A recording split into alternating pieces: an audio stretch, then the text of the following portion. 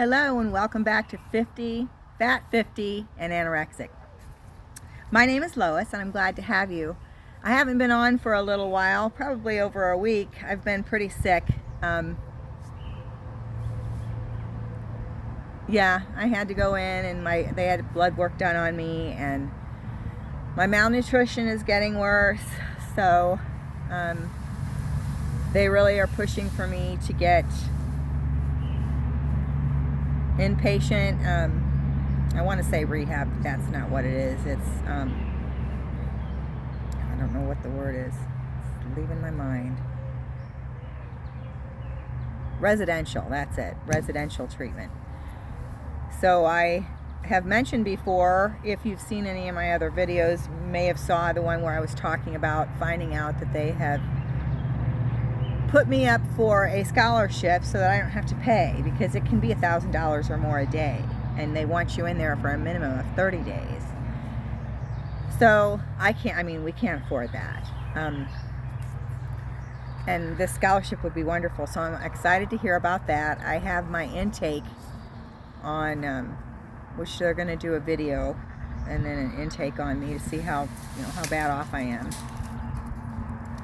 And then once I'm approved, they have letters they're going to get from my doctor and my psychiatrist and my counselor that I see every week and my gastroenterologist and my heart doctor. And all of those things, I have all of those things because I have anorexia. Now I know if you're first time visiting my channel, I don't look like I have anorexia, right? That's something that even in the years that I've had it, which has been all my adult life, I've had this since I was probably 11 or 12 years old, as far back as my therapist and I can figure out. When I went through my first time ever of being bullied at school, then I was run over by a car, and then I had to have ear surgery done on my right ear because I don't hear well, and I hear well enough, but I don't hear as well as I could. And when I was young, I had a bone growing over my eardrum. So after my foot got run over by a car and it was crushed, I had to have 3 surgeries. I was hit by a drunk driver. All that time I went through some bullying with the kids because one of my classmates was the daughter of the person that hit me. And she was young and just defending her dad. But what's funny is years and years later, about 7-8 years ago, I saw her at our local downtown, one of the many festivals that we have there. I believe this one was German Fest. And she and some other girls were down there that I had gone to school with, and we were all saying hello, and she and I weren't on bad terms, we just didn't speak. From that age on, we never spoke. And then of course I didn't see her after high school, and she apologized to me. She said, I think she said her dad had passed, and that she knew when she got older that he was an alcoholic, but she didn't understand when we were 11. And she apologized for everything that her and her friends put me through. And I mean, it meant something, but it did. I appreciated her saying something to me because she's a nice person. It was just that we were going to go to court, and there was a lot of accusations being thrown around, and she involved our friends when they shouldn't have been involved. And then I got left out of a lot of things. I'd been the new girl on the block in the first place in grade school, and grade school's when it happened. I was in 5th grade. And then into 6th grade. By 7th and 8th grade, I was popular again. I was physically fit. I was able to do things. I couldn't participate in gym anymore, but I was able to cheerlead and get involved with things. So I was able to build relationships back up with people. And then I went through another bullying when my mother died the first month of my freshman year when I was 15. Drunk driver hit her. I've had a lot of drunks fuck my life up. Can I just say that? Okay? So if you're drunk, quit drinking. I don't know what else to say. I have no pity. You're not going to get pity from me. Sorry. Anyway, the way alcohol has impacted my life, for me not being the drinker over the years, is unreal. Unreal. But that was probably the worst, was when my mother was killed by a drunk driver. And that was my freshman year. My sophomore year, at the beginning of my sophomore year, I was on the bus. I wasn't driving yet.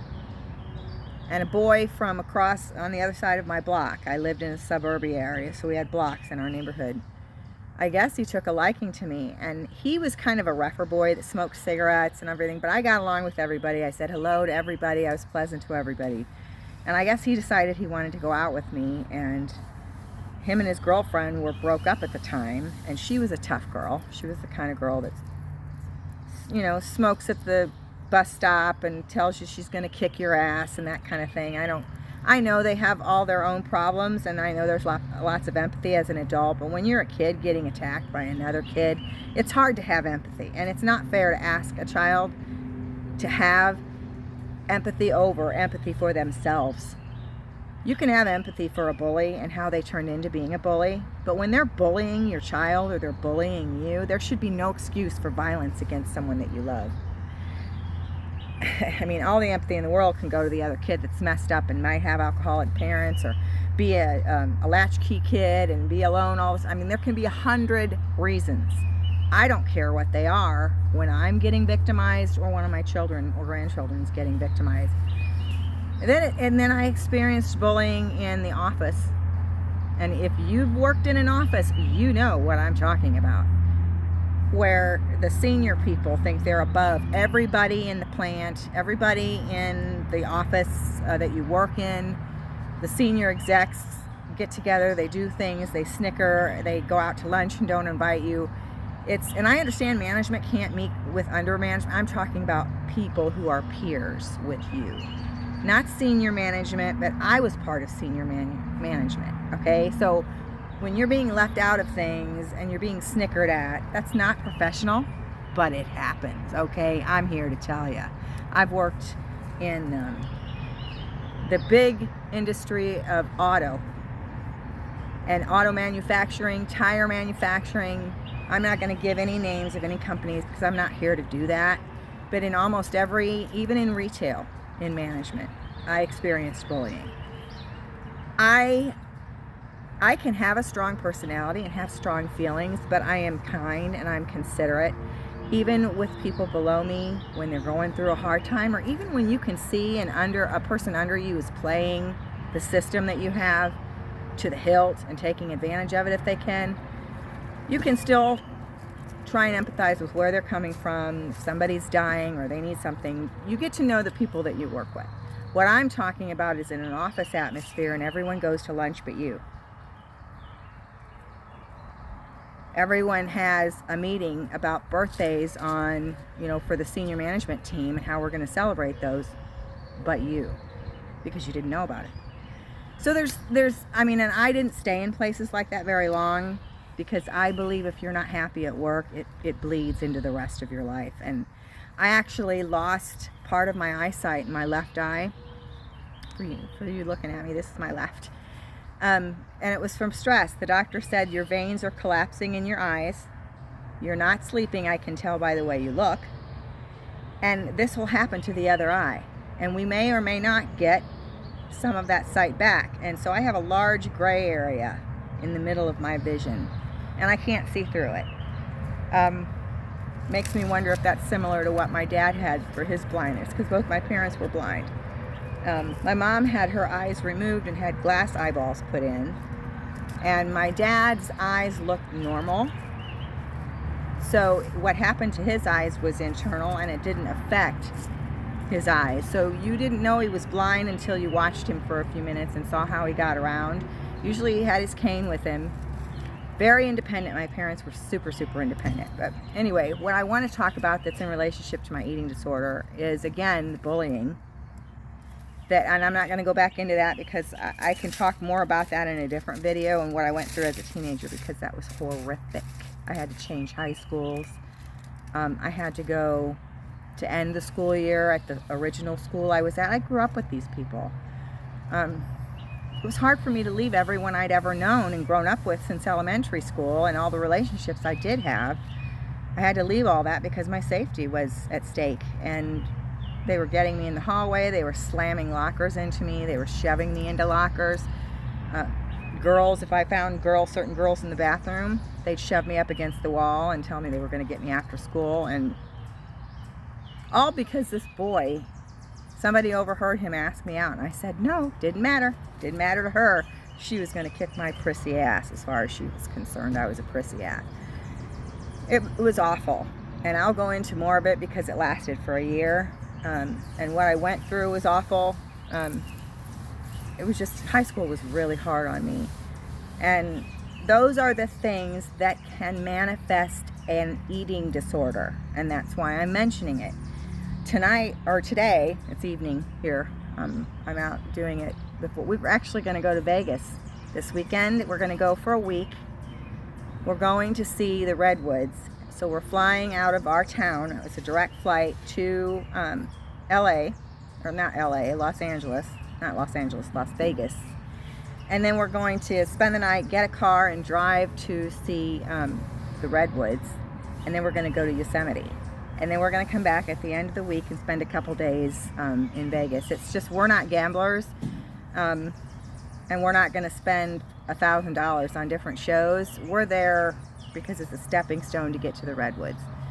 And so we are going to enjoy and look around it the last couple of days, but we're not going to spend a bunch of money and make money, lose money. Makes me no difference. I'm not a gambler. So I'll spend like 10, 20 bucks tops, and if I don't win anything, I won't keep playing. If I win enough, I'll play half of whatever I win. That's just the way it'll work for me. I'm a tight ass as far as that goes. So I got some new meds this week, and they are all to coat my stomach before I eat because my gastroparesis is causing me so much trouble. It prevents me from wanting to eat. Like I've eaten today. I just ate a little bit ago. I had me a hamburger. It's early in the day. It's early enough in the day that I can eat it anyway. And that's all I had, and I had a milkshake because I haven't had anything sweet for, gosh, days and days. So that's all I'll have today. And I know that's not enough, and I know that's why I'm in trouble with my blood work. But I'm not there right now. I'm not there at all right now. I'm having a lot of trouble eating. So I'm worried about the trip that we're going to go on. My doctors are worried because I just saw a couple of them this week. They're worried about me and how I'm going to handle the heat. When I get to exercising too much, I start to break out in a sweat, and I just get nauseated, and they think it's from my pacemaker. So we're gonna hike, but I've said I only want to hike in shade. I want to go on and trails and things that are through the woods, through the pines. I don't necessarily want to be out next to the water and walking in 90 some degrees. And I know where the Redwoods is going to be much cooler. It'll be like in the 50s there compared to what it is in Vegas because we've been watching the weather. But what am I going to eat? I don't want to throw up. I don't want to get sick because of my gastroparesis. I can't get on vacation and get excited and have a cocktail. It'll make me sick. I can't drink alcohol anymore. I just can't do it. It makes me sick. So I'm going to be... I'm gonna, when we get there, just so I don't have to pack it and have it go through, the security and all that crap, I'm gonna buy me some baby food packets when we get there from like CVS or Walgreens, and then I can eat those in the afternoon and evening. I can, get those down like something nutritious, because baby food packets are very simple in what's there, and it's much easier than me trying to buy some shake that's got a bunch of junk in it. I just get pureed baby food and have that, and I get my nutrition, and I eat a vegetable, and I get some meat, and and it's already pureed, so my stomach won't struggle to digest it because it just sits in there for hours. So if it's already pureed, it'll be easier when my stomach does move from the medications I'm on, that it can move. And then I guess she says one is going to go far enough in to my system that it'll get my small intestine, which is where I have a lot of misery and bloating. So I'm looking forward to seeing how these medicines work, but I'm afraid to start medicines when I'm going on a trip, so I'm not going to start the medicines until I get back. It's only a week. and they don't want me to faint, so that's how I'm going to handle it, is getting packets. How do you handle traveling with your eating disorder? And I'm not talking about I'm talking about how do you get nutrients in when you're traveling so that you don't ruin everyone else's trip around you by results you might get. I mean, if I don't eat, I'm going to pass out, and I'm going to ruin the trip for my husband.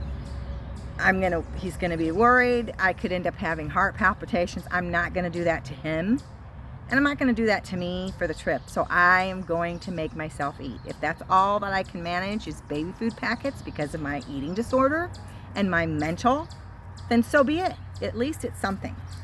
And the doctor said that's better than nothing, and they want me to stay hydrated, so I'm going to make sure I stay hydrated. And I'm going to try and not be too anxious about getting sick and ruining the trip, because that just adds to my anxiety. So I have to keep my anxiety down and try and stay focused, because you get excited, and excited is different than scared and anxious. And so I'm going to try and keep my mind on being excited and get things done. I'm going to give my packing bag a trial run, make sure I know which outfits I'm taking, because we're going to go from 90-some degrees in Las Vegas to up in the mountains in the 40s and 50s and down in the 30s at night. So I've got to take a combination of things so I can layer up and then unlayer when I'm, between the two.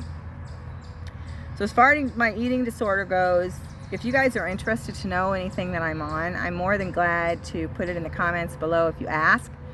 But I'm not just going to throw all my meds out there. I'm on 6 different meds right now, between mental meds, for my depression and anxiety. And I have social anxiety like I've never had it before. I mean, it's unreal. I'm doing a wedding on the 1st of June, and I haven't done a wedding in a year, and I used to do them almost every weekend. So I've gone from almost every weekend doing a wedding to only 2 in this year. And I have 1 scheduled in September because they scheduled 2 years ago, and I hoped I would be better by then. COVID kind of blew this up. I'd never had social anxiety before, and then COVID came, and I think the first time I had an anxiety attack out in public was when we went to Meyer, and it was a senior thing. Now, my husband is 13 years older than me, so I'm 57 and he's 70. He's turning 71 in a couple of weeks, and I'm turning 58 later this summer. So we went in with the Silvers. We went in during senior time at Meyer. We figured there'd be less people. There were a lot of gray hairs in there, okay? A lot of silver heads everywhere. Lots of them. Oh, it was and it gave me anxiety like I've never had. It wasn't a mixed batch of people. It was all older people, and it flipped me out. I guess because I don't feel like I'm quite there, to be with all those older people. But I don't know what happened to me, but we didn't stay. We got out of there, and we ended up going to our local grocery store, which was not busy that early in the morning. So it worked out for us, and it was less busy than it was actually at Meyer, who had senior hours in the morning, so you could avoid traffic. This is when the epidemic was really breaking out, and everybody was on masks. It was still relatively new for us, and I think it flipped a lot of us out. So I've never gotten quite past that. But before that, I was a director for a chamber of commerce, so I did all kinds of public events, spoke to business groups. I was a college recruiter years ago, substitute teacher, walk in a new classroom every day. In other words, I did not have social problems. I was able to do what a lot of people don't even like to do, and that's speak in front of groups of people. I love theater. I'm not even into my art right now. I think I'm really hard into my eating disorder, and I really don't know exactly why. I mean, what do you do when you're hard into your eating disorder? Do you say, this is enough, I gotta stop it? That's usually what I do when I get really low with my weight, when I can't sit in the tub anymore, and it makes me uncomfortable to sit in a chair because my tailbone is I can get pretty low. And because of menopause, I've not been able to manage my weight like I used to. So I haven't dropped down into those super low numbers for 4 years.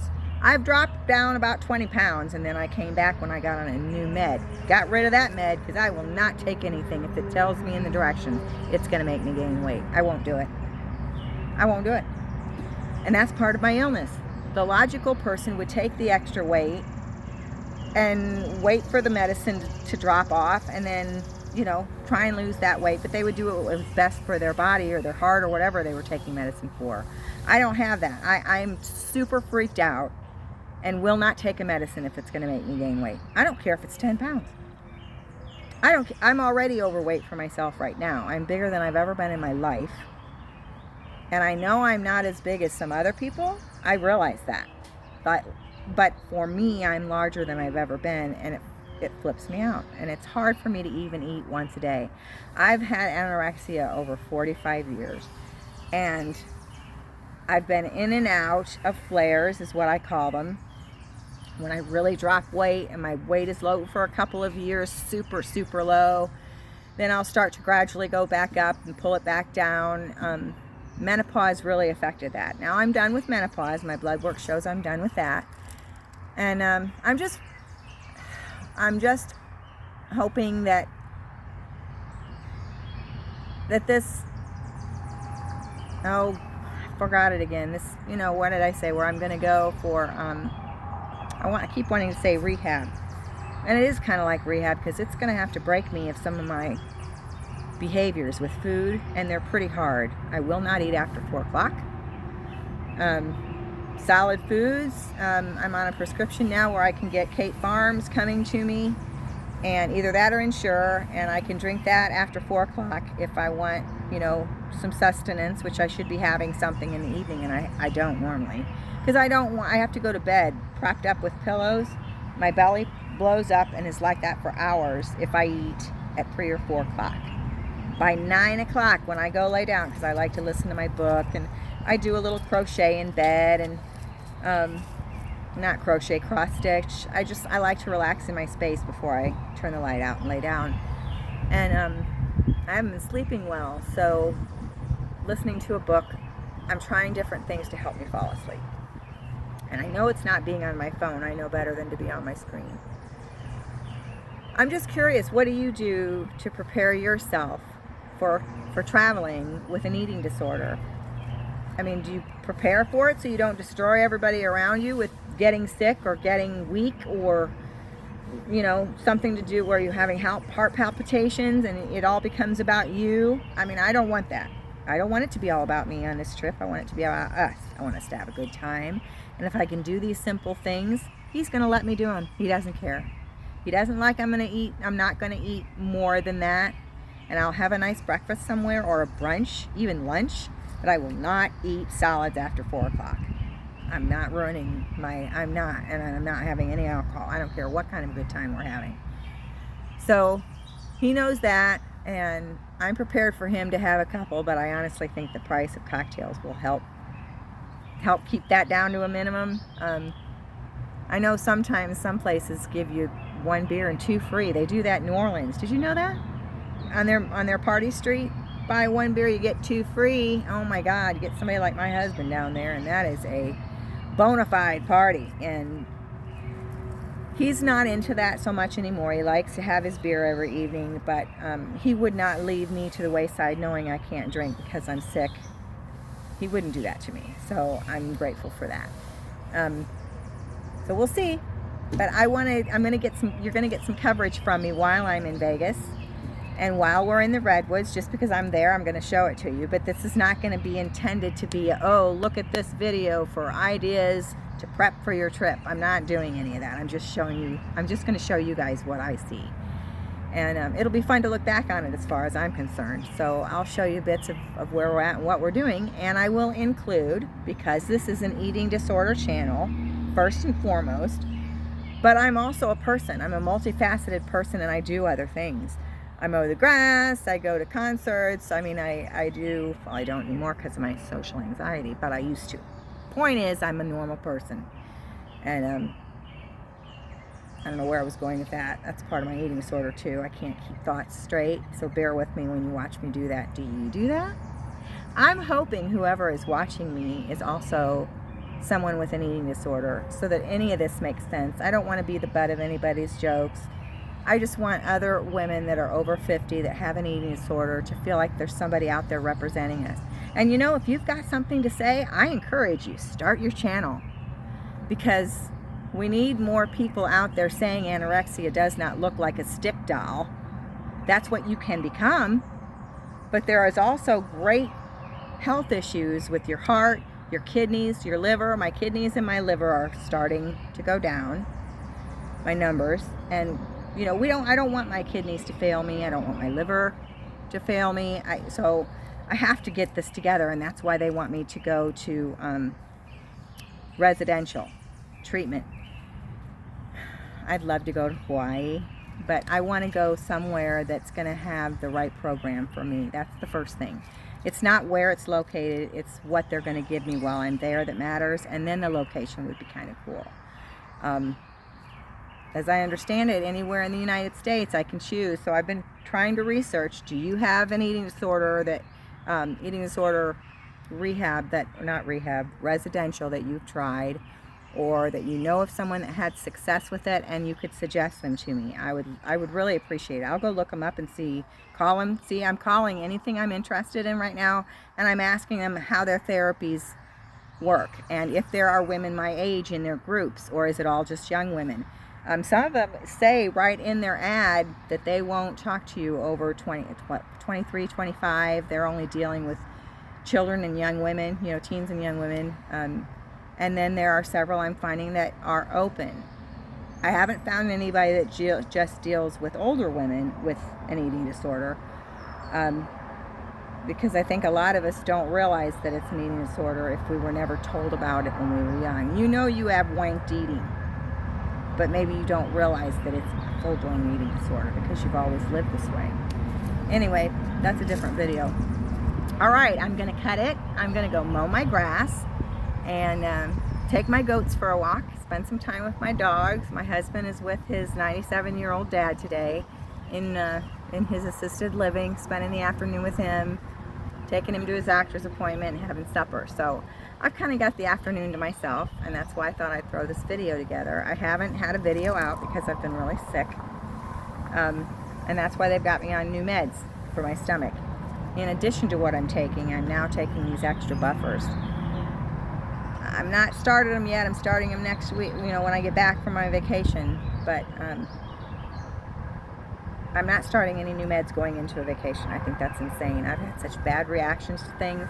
Like one example is Motegrity, you know, with my bowels, because I don't eat. If I do eat, that causes all kinds of trouble for my bowels. So it caused constipation, and the longest I've been constipated was 6 or 7 days. And oh my gosh, if you've never been constipated that long, it's miserable. I mean, ask somebody to eat, but that's that complicated. They're constipated, and they're going to tell you no, no, no. So before the rain comes later today, I'm going to get off of here. I'm going to go get my lawn mowed. I'm appreciating so much the likes, the comments, the subscribers.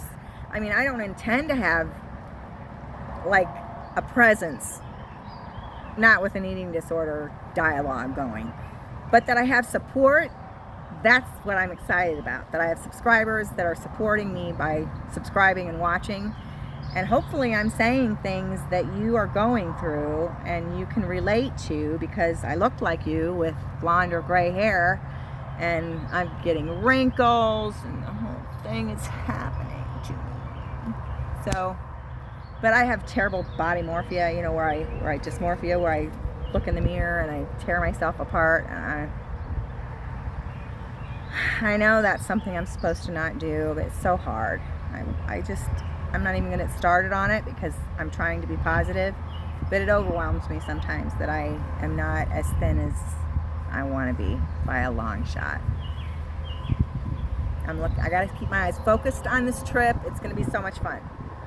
I hope you guys are having a good time as you head into graduation season and summer. It's beautiful here and 80 degrees today. It is May 8th, Wednesday, May 8th.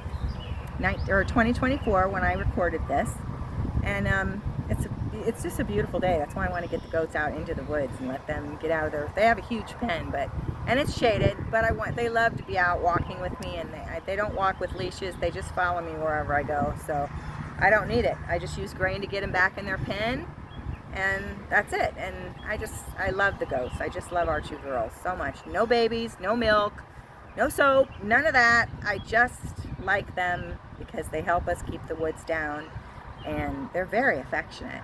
And I like watching them. I just love them.